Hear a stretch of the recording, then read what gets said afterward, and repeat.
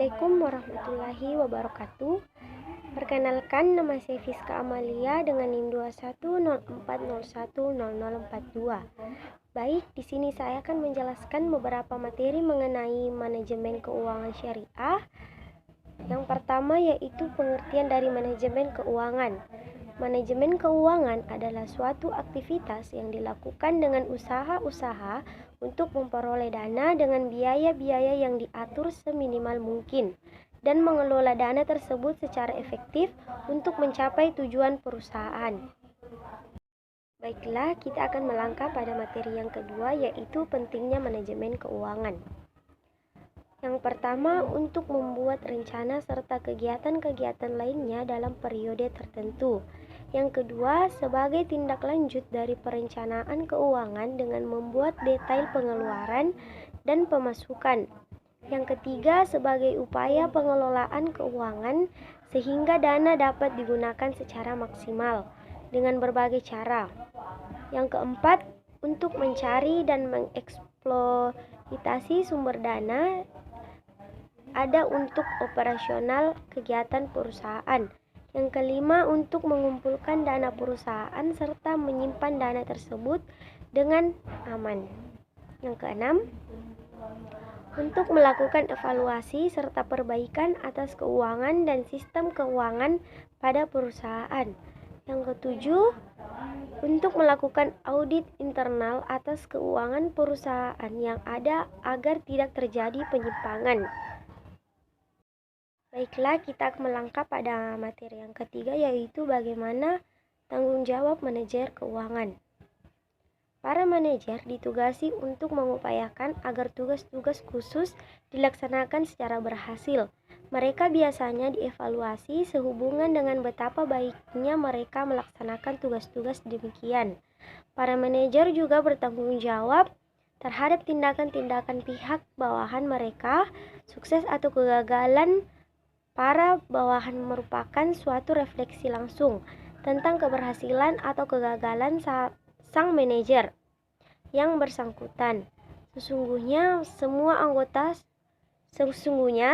anggota sesuatu organisasi, termasuk di dalamnya mereka yang tidak merupakan manajer atau para non-manajer, bertanggung jawab terhadap tugas mereka masing-masing.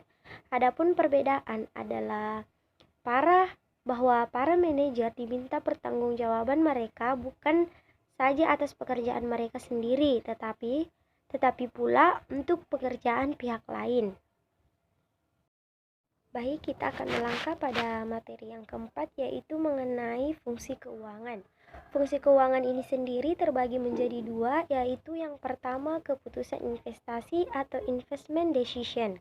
Keputusan investasi merupakan keputusan terhadap aset apa yang akan dikelola oleh perusahaan.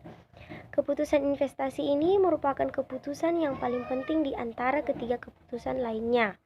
Hal ini dikarenakan keputusan investasi berpengaruh langsung terhadap besarnya rentabilitas atau tingkat kemampuan perusahaan dalam menghasilkan laba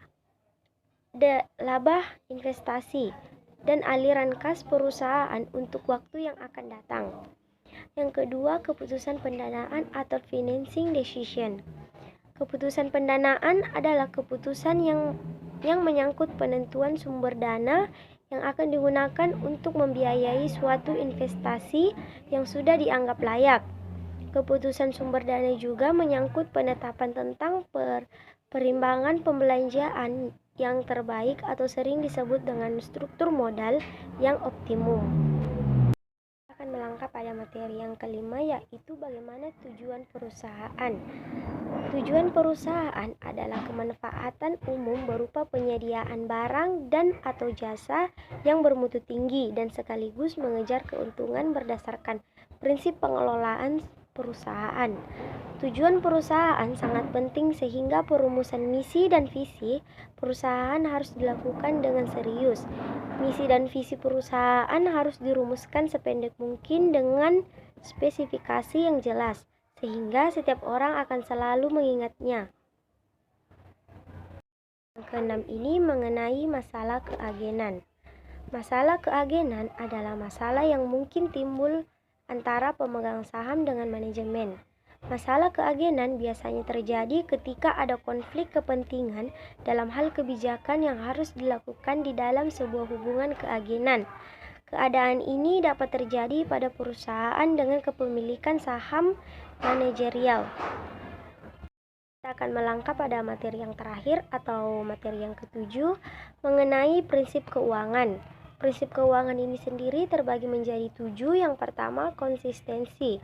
Sistem dan kebijakan keuangan perusahaan harus konsisten dari waktu ke waktu, namun bukan berarti tidak boleh sama sekali disesuaikan jika terjadi perubahan di organisasi. Yang kedua, akuntabilitas.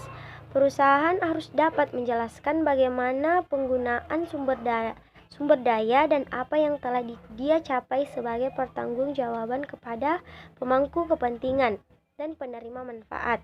Yang ketiga, transparansi. Perusahaan harus terbuka terhadap informasi berkaitan dengan rencana dan aktivitasnya kepada para pemangku kepentingan, termasuk di dalamnya menyiapkan laporan keuangan yang akurat, lengkap, dan tepat waktu, serta dapat diakses oleh pemangku kepentingan dan penerima manfaat. Jika organisasi tidak transparan, hal ini mengindikasikan ada sesuatu hal yang disembunyikan. Yang keempat, kelangsungan hidup. Yang kelima, integritas. Yang keenam, pengelolaan. Dan yang terakhir, standar akuntansi. Demikian penjelasan materi dari saya. Mohon maaf apabila banyak kekurangan. Wassalamualaikum warahmatullahi wabarakatuh.